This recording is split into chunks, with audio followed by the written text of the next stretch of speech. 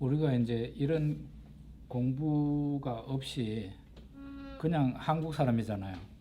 그것도 이 현대를 살아가는 우리 한국 사람들이 한국 사람의 인식과 생각과 생활 습관 이런 걸 가지고 성경을 들여다보게 되면 예수님이 본래 말씀하신 것은 그게 아닌데 한국 사람 관점에서 그거를 보게 돼요. 말하자면은 성경을 나의 관점에서 색칠을 해버리는 거죠. 그래서 그게 당연히 신앙인으로서는 그렇게 해서는 안 되는 일이에요. 그래서 이제 우리 목회자가 되기 위해서 신학 수업을 하는 이유는 2000년 전에 예수님이 유대 나라에 오셨단 말이에요. 그리고 유대인의 언어로 물론 그분이 유대인이 되셨고 그렇게 해서 가르치셨는데 유대인들은 이미 구약 성경을 알고 있는 사람들이잖아요. 그 사람들에게 이 하나님 말씀을 가르친 거예요. 특별히 그 유대인들도 나름대로 왕국간 하나님 나라 천국에 대해서 기다리고 있는 사람들이었고 그런 사람들인데 그 사람들에게 잘못된 왕국관을 그들이 가지고 있었기 때문에 이 마태복음 13장을 가지고 교정을 해준 거죠. 특히 예수님 제자들은 바로 알아야 바로 가르칠 수 있지 않습니까? 예수님의 대적들은 비유라는 걸 통해서 그들은 진리에 접근을 못하잖아요. 예수님 제자들은 비유로 말을 해도 예수님이 필요할 때는 해설해 주셨고 또 나중에는 해설을 안 해줘도 제자들이 알아듣게 됐어요. 이렇게 해서 진리의 말씀을 제대로 이해하고 가르치는 사람이 된 거죠. 근데 보면은 사도행전 1장에 예수님이 승천하시기 전에 제자들이 그때도 물어요. 이스라엘 나라를 회복하심이 이때입니까? 예수님이 십자가에서 죽으셨을 때 죽기 전까지는 예루살렘에 올라가면은 이스라엘 나라가 회복될 줄로 다른 말로 하면은 로마의 치하에서 벗어나서 유대인 중심의 그 왕국이 이루어질 걸로 생각을 한 거죠. 제자들이 끝까지 그렇게 생각을 해요. 근데 그거는 이 하나님 나라에 대한 이해를 그들이 완전히 못했다라고 볼 수가 있어요. 그리고 예수님이 이제 십자가에서 죽으셨을 때는 이제 우리 모든 희망은 끝났다. 유대인 나라고 뭐고 다 끝났다. 이렇게 생각을 했는데 예수님 부활하셨잖아요. 부활하니까 그 다음에는 또 없었던 소망이 생기는 거죠. 아, 이제 이스라엘 나라가 회복되는갑다. 이런 기대감을 가지고 예수님에게 묻습니다. 이스라엘 나라를 회복하시는 것이 이때냐? 예수님이 그 말에 대해서 때와 기한은 하나님의 권한에 있으니까 너희들의 알 바가 아니다. 그러고 너희들에게 성령이 임하게 될 텐데 권능을 받게 되고 예루살렘과 온 유대와 사마리아와 땅끝까지 이르러 내 증인이 되리라. 그렇게 말을 합니다. 하나님 나라가 그냥 유대인들이 소망하는 심지어는 제자들이 바라고 기다렸던 유대인 중심의 나라가 아니라 이제는 예루살렘과 유다를 벗어나서 사마리아와 땅끝까지 나가는 전 세계인을 아우르는 온 민족을 아우르는 그런 나라가 된다는 것을 예수님이 말씀하신 거예요. 예, 우리 이제 공부를 시작하죠. 예.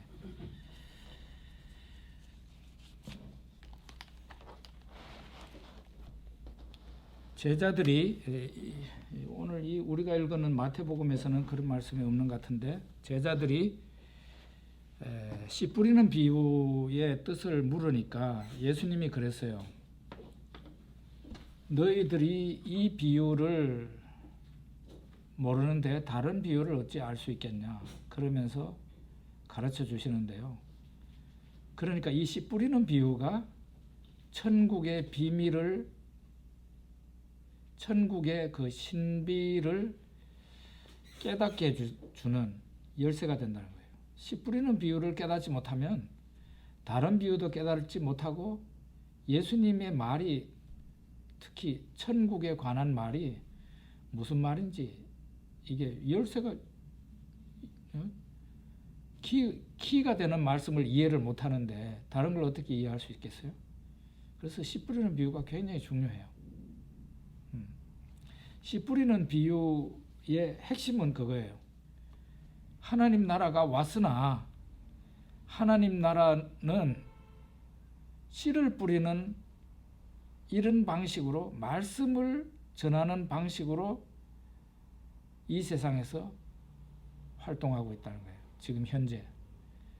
근데 그 말씀을 전파하는 방식으로 일을 하는데 그거를 사람들이 잘 수용을 하느냐? 물론 수용하는 사람들도 있지만 수용을 제대로 안 하는 사람들이 굉장히 많다. 그거를 씨 뿌리는 비유가 말을 하고 있습니다. 왜 수용을 안 하겠어요? 하나님 말씀은 벼락천둥같이 그렇게 막 사람들 눈이 뒤집어질 정도로, 쇼킹을 받을 정도로 그렇게 일을 하는 하나님 나라가 아니고,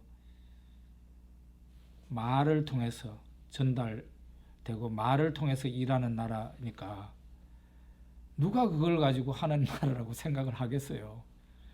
정말 겸손한 자만이 하나님 나라를, 내한테 지금 오고 있는 이 하나님 나라를 겸손한 마음으로 받아들여서 그 사람이 하나님 나라 백성이 될 수 있어요. 절대 교만한 자는 하나님 나라의 일원이 될 수가 없습니다. 정말 무서운 일이에요. 이 세상에 하나님 나라가 온 것을 세상 사람들이 알고 있어요? 모르잖아요. 심지어는 교회 식구들도 이 진리를 충분히 이해를 못하고 있는 경우도 많아요. 하나님 나라가 왔습니다 이렇게 해서, 목사님 오늘 무슨 술 잡수고 오셔서 설교를 하나 이렇게 생각하는 사람, 하나님 나라가 어디 왔어? 내가 죽어서 갈 나라인데, 이런 식으로 생각을 하니까 성경을 너무 모르는 거죠. 자, 그 다음에는 마태복음 13장 24절부터는 이제 알곡과 가라지의 비유죠. 거기 한번 읽어봅시다. 예수께서 그들 앞에 또 비유를 들어 이르시되 천국은 좋은 씨를 제밭에 뿌린 사람과 같으니 사람들이 잘 때에 그 원수가 와서 곡식 가운데 가라지를 덧뿌리고 갔더니 싹이 나고 결실할 때에 가라지도 보이거늘 집 주인의 종들이 와서 말하되 주여 밭에 좋은 씨를 뿌리지 아니하였나이까? 그런데 가라지가 어디서 생겼나이까? 주인이 이르되 원수가 이렇게 하였구나. 종들이 말하되 그러면 우리가 가서 이것을 뽑기를 원하시나이까? 주인이 이르되 가만두라. 가라지를 뽑다가 곡식까지 뽑을까 염려하노라. 둘 다 추수 때까지 함께 자라게 두라. 추수 때에 내가 추수꾼들에게 말하기를 가라지는 먼저 거두어 불사르게 단으로 묶고 곡식은 모아 내 곡간에 넣으라 하리라. 이것도 역시 천국에 대해서, 하나님 나라에 대해서 예수님이 비밀을, 신비함을 가르쳐 주기 위해서 하신 말씀이에요. 무슨 뜻일까요? 이게 뭘 가르쳐 주시는 걸까요? 천국이 이 세상에 왔으나 악한 자, 사탄이 근절되지 않고 있다는 거예요. 사탄이 멸망당하지 않고 여전히 쌩쌩하게 잘 돌아다닌다. 그런 얘기입니다. 이거는 유대인의 왕국관으로는 상상조차 할 수 없는 일이에요. 천국이 왔으면은 어떻게 악한 자 사탄이 있을 수 있단 말이고, 이렇게 생각했죠, 유대인들은. 그런데 그렇지 않고 예수님이 말씀하신 것은 천국이 왔어요. 그리고 천국이 활동을 해요. 씨를 뿌려요. 그래서 여기 아주 좋은 곡식 씨앗을 뿌렸어요. 그랬는데 밤에 자고 일어나서 보니까 잘 때에 원수가 왔다 그랬어요. 원수가 악한 자 마귀죠. 원수가 와서 곡식 가운데 가라지를 더 뿌리고, 이게 잡초를 뿌린 거예요. 이런 일이 천국이 왔으나 벌어지고 있다는 겁니다. 심지어는 어떻게 합니까? 이 잡초를, 가라지를 뽑을까요 하니까 뽑지 마라. 추수할 때까지 놔뒀다가 추수할 때 먼저 가라지를 뽑아서 딱 분리시키고 그 다음에 곡식을, 알곡을 모아서 곡간에 들이면 된다. 예수님의 이 말씀은 천국이 이 세상에 왔으나 악한 자 마귀가 없어지지 않고 멸망을 당하지 않고 여전히 쌩쌩하게 돌아다니면서 그도 일을 한다는 거예요. 천국만 씨를 뿌리는 게 아니라 이 악한 자도 자신의 씨를 뿌리는 거예요. 이 밭이 어떤 밭이겠어요?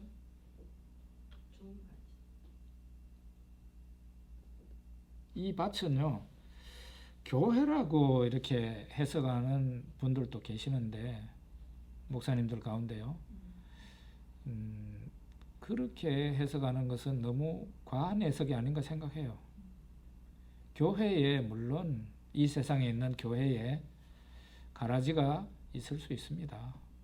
그렇지만 이 말씀은 그걸 가르치는 게 아니고 이 세상이라는 밭이죠. 이 세상이라는 밭에 하나님께서 하나님의 종들을 시켜서 열심히 곡식을 뿌리는데, 천국의 씨앗을 뿌리는데, 마귀가 천국이 왔는데도 없어지지 않고 마귀가 멸망을 당하지 않고 그대로 있죠. 있을 뿐만 아니라 이 마귀가 돌아다니면서 자기의 씨앗을, 가라지를 뿌리는 거예요.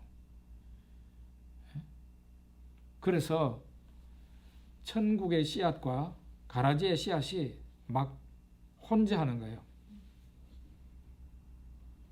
지금 현재 이 세상에 임한 천국의 모습이 이런 모습이라는 겁니다.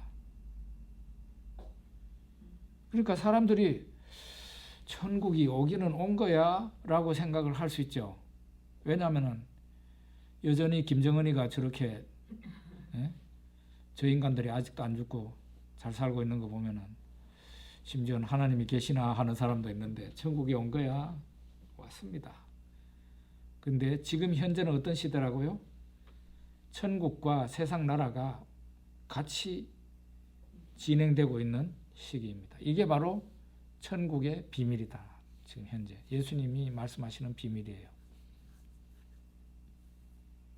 최종 심판 때까지는 악한 자가 없어지지 않습니다. 그리고 사탄도 열심히 그때까지는 일합니다. 자, 그 다음에 우리 31절에서 33절 봅시다. 31절에서 33절. 또 비유를 들어 이르시되 천국은 마치 사람이 자기 밭에 갖다 심은 겨자씨 하나를 같으니 이는 모든 씨보다 작은 것이로되 자란 후에는 풀보다 커서 나무가 되매 공중의 새들이 와서 그 가지에 깃들이느니라.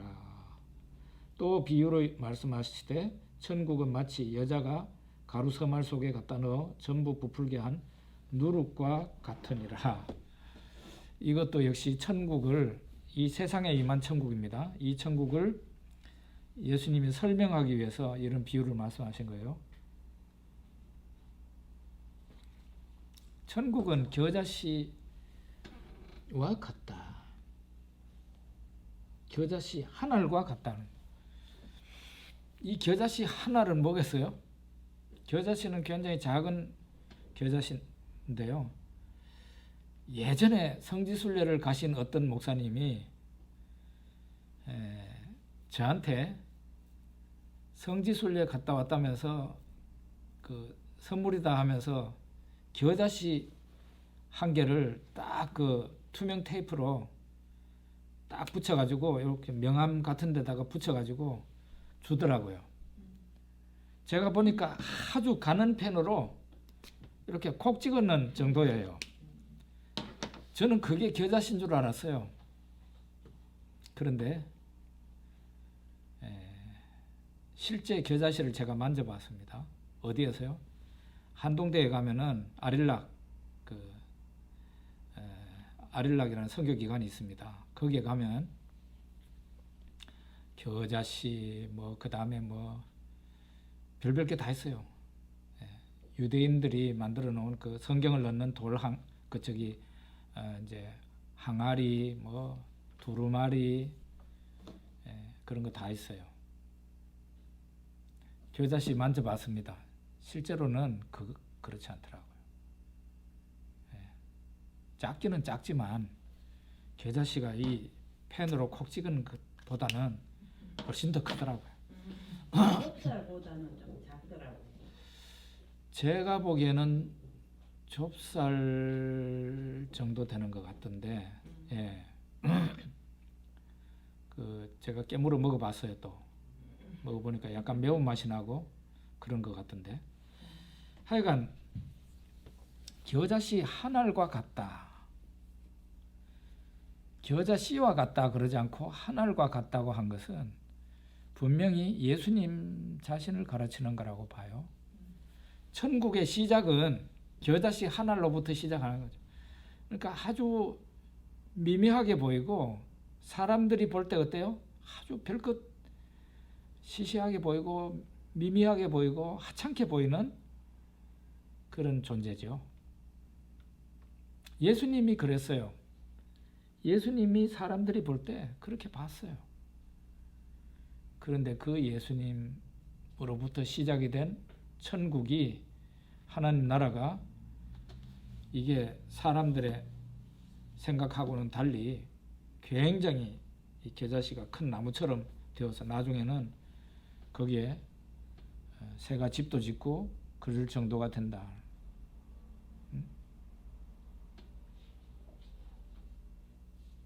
공중에 새들이 와서 그 가지에 깃들이는, 새들이 와서 그 가지에 깃든다는 이런 데다가 큰 의미를 두지 말아요. 이게 뭘까? 이 새들은 주로 사탄을 얘기하는 이런 식으로 해석하면은 이 예수님이 진짜 말씀하시려고 하는 그 본 궤도에서 어긋나는 거예요. 그건 중요한 게 아니고 그렇게 커지게 된다는 거예요. 겨자씨가 처음에는 굉장히 작았는데, 작으니까 사람들이 볼 때 이게 있는 동 마는 동 하는 그런 씨잖아요. 근데 이게 나중에 굉장히 커져가지고 새들이 거기에 와서 깃들일 만큼 큰 나무처럼 자라게 된다. 굉장히 커지게 된다.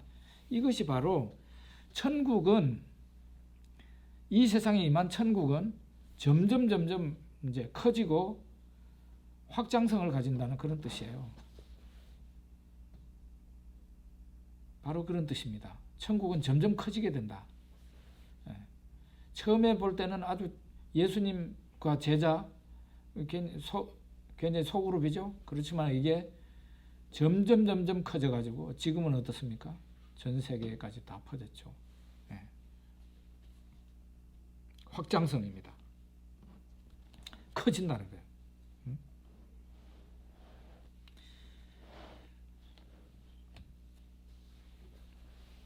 근데 여기에 또 누룩 비유가 있죠. 누룩 비유는 거기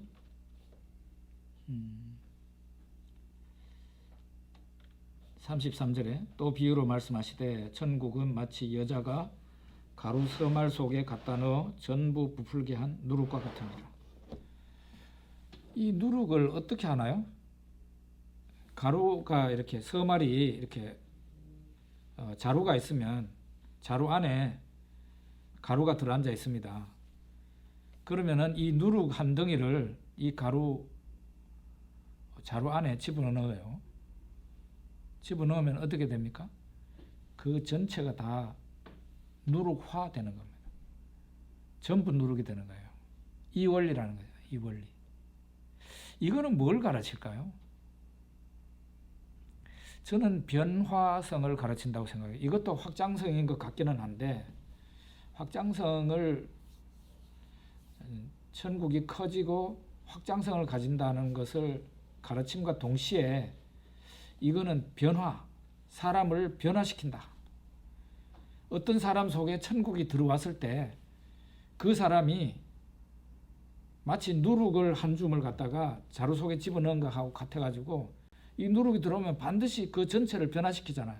그런 것처럼 어떤 사람이 예수님을 받아들이고 천국을 받아들이게 되면 그 사람이 점점 예수님에게 또 천국화된다는 거죠. 그 사람이 천국화된다. 여러분은 그 천국을 받아들였을 텐데요. 몇 퍼센트 정도 천국화됐어요? 몇 퍼센트 정도 됐습니까? 근데 안타까운 것은 이렇게 변화되는 게 언제부턴가 중지된 사람들도 있잖아요. 그렇게 되지 않아야 돼요. 우리가 나이가 많아지면서 점점 세월이 흘러가면서 우리 안에 있는 천국이 더욱더 확장돼야 되죠.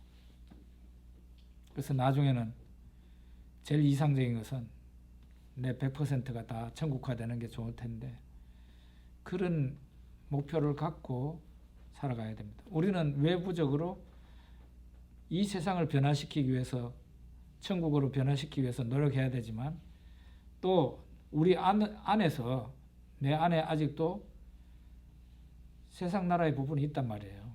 그 부분을 천국이 다 차지할 수 있도록 그렇게 변화가 되도록 변화. 하나님이 우리로 하여금 이렇게 변화가 돼야 된다는 것을 말씀하고 계시는 겁니다.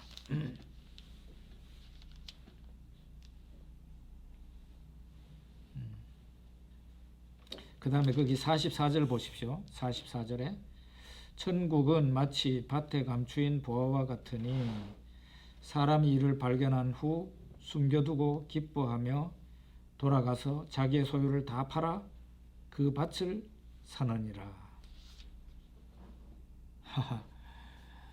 이게 뭘 가르치는 걸까요? 이것도 역시 천국의 비밀을 가르치는 거거든요. 밭에 감추인 보화와 같다. 사람들이 잘 발견할 수 있을까요? 발견할 수 없을까요? 발견하기 어려워요. 분명히 보화인데 이 보화가 밭에 감추어져 있는 거예요. 그러니까 보기에 보화가 저 밭에 있구나 잘 모르죠. 숨겨져 있는 거예요. 보화가 숨겨져 있어요. 밭에 숨겨져 있어요. 근데 어떤 사람이 그걸 발견한 거예요. 발견해서 어떻게 했다고 그랬습니까? 그 밭 주인한테 가가지고 밭값을 보화를 차지하기 위해서 밭 전부를 샀다는,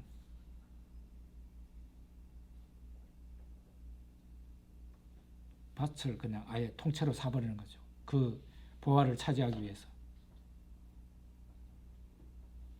뭘 가르치는 겁니까? 이 부분은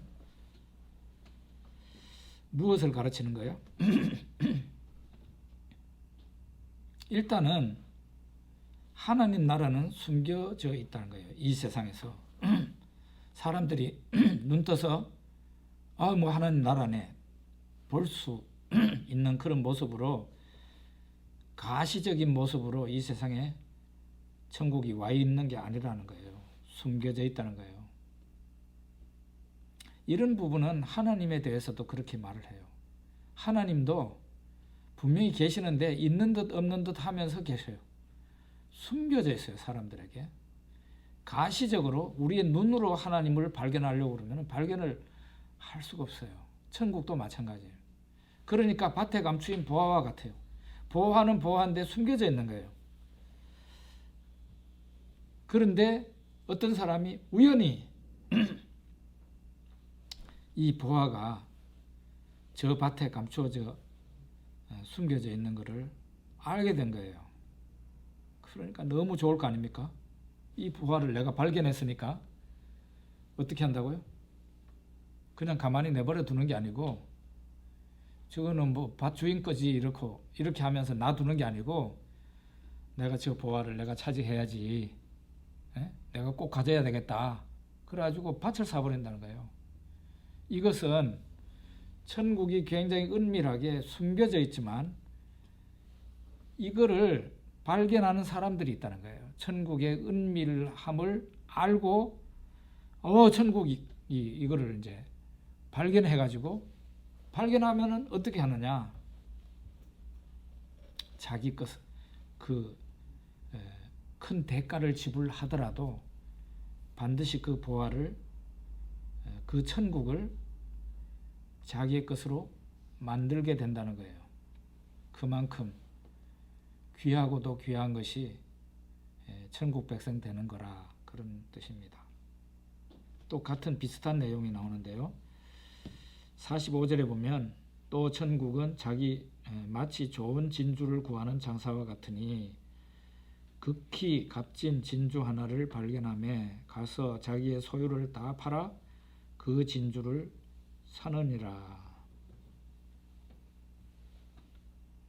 이 값진 진주의 비유나 진주 장사의 비유나 이 밭에 감추인 부하의 비유나 천국을 대하는 사람의 태도, 그 예수님이 우리에게, 제자들에게 도전하는 거예요. 도전. 천국은 마치 좋은 진주를 구하는 장사와 같다.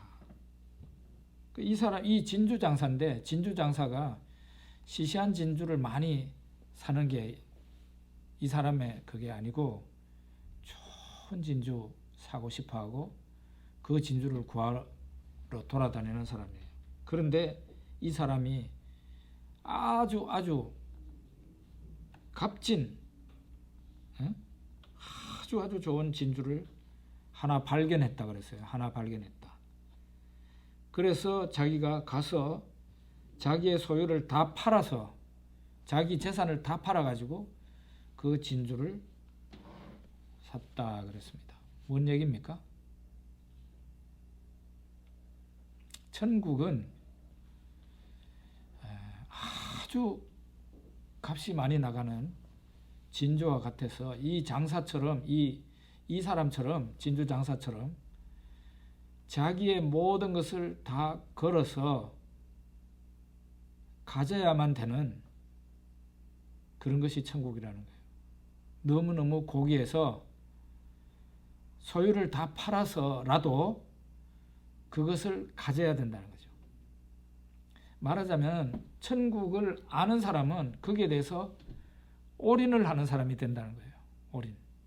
올인이라는 말 아시죠? 전부 다 건다는 거예요. 내 모든 것을 다 걸어가지고, 내 가지고 있는 거 다 처분해가지고 그 천국을 가지려고 한다는 거예요. 그게 올바른 태도라는 거죠. 실제로 그렇게 하지 않으면, 올인하지 않으면 천국을 가질 수 없습니다. 거기 예수님이 그 부자 청년이 예수님에게 찾아왔잖아요. 그 사람은 다른 성경에 보면 관원이라고 나와 있고 청년이라고 나와 있고 재물이 심히 많은 사람이었어요. 이 사람이 달려왔습니다. 꿇어앉아서 예수님에게 물었습니다. 주여, 내가 어떻게 해야, 선생님 내가 어떻게 해야 영생을 얻으리까? 그러니까 예수님께서 네가 계명을 안 하니? 그러면서 네 부모를 공경하라부터 해가지고 그 5계명에서 10계명까지를 쭉 얘기합니다. 그랬더니 이 청년이 하는 말이, 제가 어릴 때부터 계명을 지켰습니다. 무엇이 부족합니까? 네 가진 것을 다 팔아 가난한 자들에게 나눠주고, 그리고 너는 나를 따르라. 그리하면 하늘에서 네게 보화가 있을 거라고. 청년이 내가 어떻게 하면 영생을 얻습니까? 하고 말했을 때 예수님이 방법을 가르쳐 줬죠. 근데 그 청년이 자기가 재물이 많은 사람이기 때문에 근심하면서 돌아갔다 그랬어요. 이 천국에 올인하지 않는 한 사람의 모습을 보게 되는 거예요. 영생을 갈망해요. 에?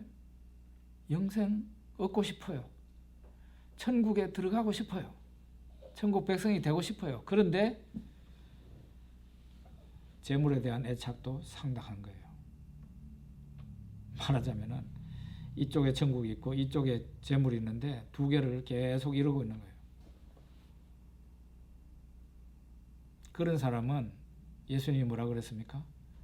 부자가 하나님 나라에 들어가기가 어렵다. 어려운 정도가 아니라 사실상 불가능하다는 것을 낙타가 바늘기로 들어가는 걸로 얘기를 합니다. 들어갈 수 없다는 거예요. 천국은 올인하는 사람이 들어갈 수 있습니다. 사실상 우리가 신약 성경을 보고 다른 데 보면은 부자가 신실한 예수님의 제자가 된 예가 있습니다. 있습니다. 예루살렘 초대교회가 모였던 그 마가의 집은, 마가의 어머니와 마가의 집은 굉장히 큰 저택이었습니다. 굉장히 좋은 집에 살고 있었던 사람들입니다. 왜냐하면 예수님이 거기에서 성찬식도 할 수 있었고 또 초대 예루살렘 교회가 그 성령을 받을 때 120명의 사람들이 그 집에 있었습니다. 굉장히 큰 집이죠. 그런 사람이 예수님을 얼마나 잘 믿었습니까? 예수님을 너무나 잘 믿었어요. 마가는 마가의 어머니가 신앙이 아주 좋았는데 마가 역시 신앙이 좋아서 지금 마가복음 있잖아요. 그 다음에 빌립보 성의 자주장사 루디아, 그 사람은 지금의 터키 지역에 원래 고향이 있는데 두아디라 성의 자주장사라 그렇게 나와 있죠. 이 사람이 지금의 그리스 북쪽을 마케도니아라 그러거든요. 그 마케도니아의 빌립보라는 곳에서 그 당시 사도 바울이 복음을 전할 때 있었던 거예요. 이 사람은 여성 사업가예요. 바울과 실라가 강변에 기도처가 있는가 하면서 살피다가 기도처에 여자들이 모여 있는 것을 보게 됩니다. 거기에서 예수 그리스도의 복음을, 천국 복음을 전했죠. 그러니까 그 중에 한 사람이 루디아가 바울이 전하는 말씀을 받아들이게 됩니다. 그리고 이 루디아가 나를 주 믿는 자로 알거든 내 집에 와서 유하라. 이렇게 해서 사도 바울과 실라가 그 빌립보에서 핍박을 받으면서 복음을 전할 때 보호자 역할을 합니다. 이렇게 재물이 많고 사회적으로 성공한 사람들도 예수님을 잘 믿은 예가 있습니다. 예수님이 말씀하시는 그 부자는 재물을 움켜쥐고 그거를 최고로 알고 살아가는 사람이에요. 그런 사람은 구원을 못 받아요. 양손에 하나님 나라와 세상 나라를 다 쥐고 있는 사람은 하나님 나라에 들어갈 수가 없어요. 올인해야 돼요. 내가 버는 이 재물이라는 것은 그저 하나님을 위해서 하나님 앞에 갖다 놓을 재물이지 내가 이걸 잘 먹고 잘 살려고 하는 거냐, 그거는 분명히 해야 되는 거죠. 내가 하나님을 믿는 사람으로서 물론 내가 이 세상에서 먹고 살 것도 필요하지만 내가 하나님 일 잘해야지 하고 그렇게 생각을 해야 되겠죠. 올인하는 게 중요해요. 이 진주 장사가 그러니까 세상에서 가장 귀한 진주를 구하는 사람이에요. 마침내 가장 극히 귀한 진주, 좋은 진주를 만났는데 거기에 자기의 모든 재산을 다 팔아가지고 그 진주를 사죠. 이처럼 하나님 나라는 너무너무 귀하고 그런 나라이기 때문에 반드시 어떤 대가를 지불하더라도 그 하나님 나라를 내 걸로 만들어야 된다. 그런 말이에요. 예.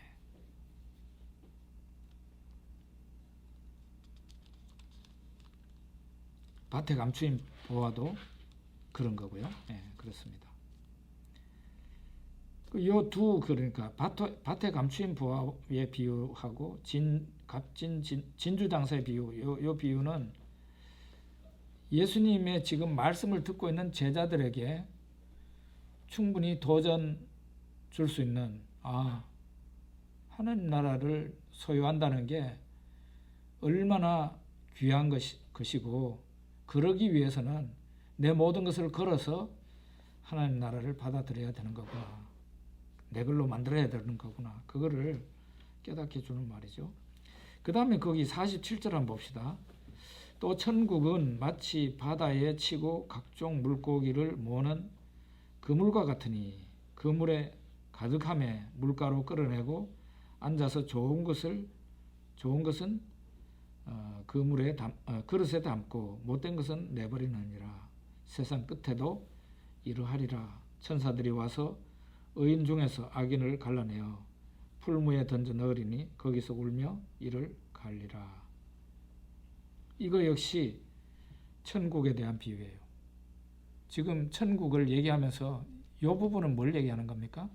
아까 이 도표에 이제 천국이 완성될 때, 다른 말로 하면 세상 종말의 때에 어떤 현상이 벌어지는데, 그때 가면은 여전히 씨를 뿌리고 뭐 이게 천국이 운동하고 그러는 게 아니고 이제 그때가 되면은 끝날 때이기 때문에 하나님이 천사들을 보내서 악인과 그 의인, 예수 하나님을 믿는 천국 백성과 천국 백성 아닌 자를 갈라낸다. 분리시킨다. 심판이에요, 심판. 그때가 있게 된다는 거예요. 언제나 그냥 씨만 뿌리고 그러는 게 아니고 언제나 이 뭐 알곡과 가라지가 같이 자라게 놔두고 그런 게 아니라는 거예요. 천국이 흐르면서 역사가 진행되면서 반드시 세상 나라로 볼 때는 끝날 때가 있는데 그때가 심판의 때고 그때가 예수님 오실 때죠. 그때는 천사들을 보내어서 악한 자와 선한 자, 천국 백성과 천국 백성 아닌 자를 분리시키는 그런. 지금은 어떤 때예요? 바다에 나가가지고 그물을 치고 있을 때예요. 그런데 이 그물을 고기가 가득하면은 분명히 바닷가로 끄집어낼 때가 있다는 거죠. 예? 여러분도 그런 생각 많이 하십니까? 심판의 때가 있다는 거. 꼭 그 생각하셔야 돼요. 그 생각하면은 사람이 진실해지게 되고요. 또 하나는 하나님께 충성하게 돼요.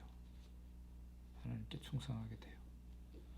우리가 이 그 심판이라는 것은 사실상 두 번이 있다고 봐야 돼요. 첫째로 우리가 이 세상에 개인적으로 살다가 이제 언젠가는 죽을 거 아니에요. 죽으면은 내 영혼이 하나님 앞에 가서 심판을 받게 됩니다. 그때에 내가 지옥으로 가게 될지 하늘나라로 가게 될지 정해지게 되잖아요. 그 다음에 최종 심판은 백보자 심판이라 그러는데 예수님 재림하실 때 이루어집니다. 그때는 하나님이 1대1로 심판하는 게 아니고 아담 이후 예수님 재림하실 때까지 모든 사람이 이 세상에서 살았던 사람들이 다 부활을 하게 돼요. 그래가지고 양편으로 나누어지게 되죠. 하나님 나라를 상속받는 사람이 있을 거고 그러지 못하고 영원한 지옥불에 던져질 사람도 있을 겁니다. 그걸 생각하면 내가 하나님 백성 된 것이 얼마나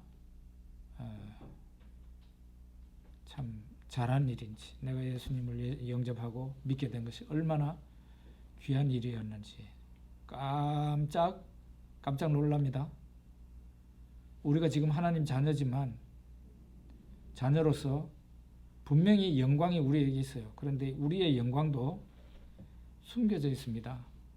여러분과 저의 영광도. 지금 보면 뭐 이렇게 초라한 사람이 뭐 영광이 무슨 영광이야. 영광이 숨겨져 있다니까요. 그런데 여러분과 제가 분명히 이 육체예요. 이 육체가 부활합니다. 부활하게 되면 예수님의 그 영광처럼 바뀌어지게 된다고. 깜짝 놀라게 될 거예요. 이야, 하나님의 자녀의 영광이 이런 건가? 엄청나게 나도 나 자신의 변화에 대해서 놀라게 되는 거죠. 그것이 장차 준비가 돼 있어요. 우리가 예수님 보고 놀라지만 나중에는 우리 자신의 영광스러운 모습을 보고 예수님과 같은 영광스러운 모습으로 변화가 된다 했잖아요. 그걸 보고 너무 놀라게 될 거예요. 감사하게 되고. 그때 내가 세상에서 성공한 것은 아무것도 아니죠. 내가 천국 백성이 되고 하나님 자녀가 된 그 사실만이 나에게 고귀한 거라는 것을 알게 되는 거예요. 그죠? 세상에 부귀영화 가져봤자 요즘 대통령 되려고 그렇게 그냥 고생하고 그러는. 대통령 되는 게 그때 가면은 첫째로는 사람이 죽을 때 딱 임박하면은 그게 대통령 된 게 무슨 소용 있어요. 예수님 나중에 재림하실 때 대한민국 대통령 이러면서 이마박에 써가지고 예수님 만날 겁니까? 말도 안 되는 거죠. 그때는 오직 하나님을 믿은 그 사람, 예수님을 믿은 사람만이 영광스러운 저 나라에 초대를 받는 거예요. 우리는 지금 여기 붉은 선으로 되어 있는 여기에 이미 들어가 있는 거예요. 가만히 있으면은 계속되는 나라예요. 근데 세상 나라 사람들은 여기에 밑에 종말이 있어요. 세상 나라가 끝나면서 여기에 속한 사람도 마귀도 다 끝나는 겁니다. 지옥이죠.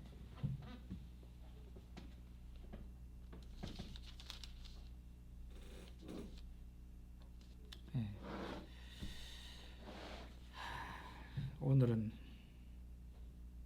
이제 요 정도 하면서 제가 정리를 한다면 정리를 좀 해야 될 것 같아요. 예수님이 가르치신, 예수님이 이 세상에 오시면서 천국이 이렇게 전개가 됐다는 건데요. 구약 시대의 유대인들, 지금도 유대인들은 천국이 이 세상에 왔다고 믿지 않죠. 천국이 앞으로 올 거라고 생각하고 있습니다. 그 사람들은. 언제부터요? 메시아가 오면 그때부터 천국이 시작된다고 생각하는 거예요. 그들은 아직도 예수님을 기다리는 거예요. 메시아를 기다리고 있어요. 근데 우리는 어때요? 예수님이 메시아이신 것을 믿죠. 벌써 이 천국이 예수님이 2000년 전에 오심으로써 시작이 됐어요. 그런데 예수님이 이 세상에 오심으로써 천국도 같이 온 건데 이 세상에 온 천국의 모습이 가시적이지 않다는 거예요. 사람의 눈을 번쩍 뜨게 만들고, 야, 천국이 여기도 있고 저기도 있구나. 그런데 천국은 예수님처럼 겸손한 모습으로 이 세상에 와서 활동하고 있습니다. 그것은 가장 겸손한 모습이 뭐겠어요? 이 씨를 뿌리는 말하는 방법으로 천국의 씨를 세상 사람들에게 무제한으로 뿌리고 있는 거예요.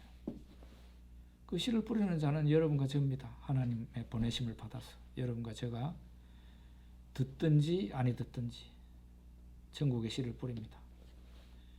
어떤 사람은 그 반응을 잘 보이는 사람도 있겠지만 어떤 사람은 재수 없다고 소금 뿌리는 사람도 있습니다.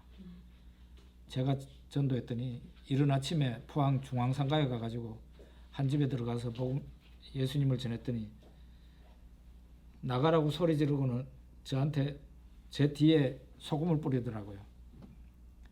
또 저 포항에 또 포항 제철 있는 그 동네에 가가지고 복음을 참 요즘은 제가 열정이 다 식었네요. 옛날에 진짜 열심히 전도할 때 그랬어요. 거기도 소금을 뿌리더라고요. 재수없다고. 이렇게 천국의 일꾼도 배척을 받고 천국도 이 세상에 임한 천국도 배척을 받아요. 예수님 천국의 왕이신 예수님도 배척을 받았잖아요.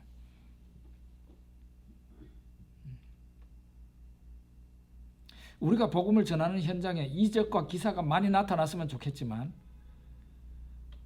그러면서 우리가 초대교회처럼 기도할 수도 있습니다. 그런데 통상적으로는 이적과 기사는 안 나타나고 말씀만 뿌려집니다. 그러니까 이렇게 겸손한 모습에 천국을 누구가 천국이라고 생각을 하겠어요. 배척을 하죠. 배척. 그리고 어떤 사람은 약간 우호적인 태도를 보이는데 어때요? 안반 깔린 밭에 씨가 떨어진다든가 아니면은 그 가시 떨기 위해 씨가 떨어진다든가 이런 방법이 되는 거죠.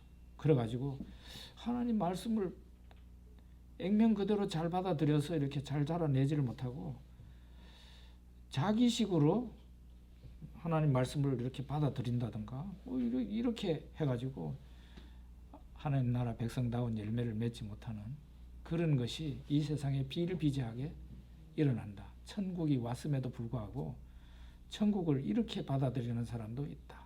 대적하는 사람도 있다. 심지어 악한 마귀가 천국 씨를 뿌리는데 거기에다가 그놈들도 와가지고 가라지에 씨를 뿌리고 돌아다닌다. 그런데 그 가라지가 자라는 것을 보면서도 악한 자의 역사다 하는 것을 보면서도 그걸 뽑아버리는 게 아니라 마지막 추수 때까지, 그러니까 세상 심판 이때까지 하나님께서는 섭리적으로 내버려 둔다는 거예요. 악한 자의 활동을. 어떻습니까? 그런데 추수 때가 오게 되죠. 세상 종말 때입니다. 그때가 바로 예수님 재림하실 때인데 그때는 이제 알곡과 가라지가 이제 하나님의 천사들에 의해서 분리가 되죠. 알곡은 원래 천국 백성이니까 천국 백성이 되고 악한 자 마귀와 그를 따르던 자들은 영원히 꺼지지 않는 불에 지옥불에 던져지게 된다 하는 말씀이 오늘 좀 난해한 천국 비유였는데요. 이 마태복음 13장에 나와 있습니다. 본래 진도상으로는 14장까지 나가야 되는데 이 부분은 좀 상당히 중요한 내용이라서 오늘 한 장으로 그냥 강의를 끝내려고 합니다. 제가 독서하시라고 했던 그 하나님 나라의 복음 그 책을 읽으시면 오늘 강의가 훨씬 더 이해가 많이 되실 거예요. 혹시 출석 김현숙 사모님 오셨습니까? 못 오셨습니까? 그러면은 아까 부른 그대로죠. 김용기 씨 못 오셨죠? 자, 우리 기도하고 마치겠습니다. 아버지 하나님 감사합니다. 그 무엇보다도 이 세상에 있는 나의 모든 것을 다 팔아서라도 소유해야 될 것이 하나님 나라라는 거 우리가 이 시간 다시 한번 마음속 깊이 받아들이며 또 아멘하며 그렇게 또 천국 백성답게 살아가기로 다짐합니다. 사람이 믿는 그 믿음은 연약합니다. 그러나 하나님은 강하십니다. 우리를 하나님의 손으로 오른손으로 꼭 붙잡아 주셔서 저 천국 도성에 마침내 이를 때까지 우리의 믿음을 붙잡아 주시고 우리가 씨 뿌리는 이 일꾼으로서 나가서 또 열심히 천국의 씨 복음의 말씀을 사람들에게 듣든지 아니 듣든지 열심히 전할 수 있는 우리가 되게 하여 주시옵소서. 예수님 이름으로 기도드립니다. 아멘.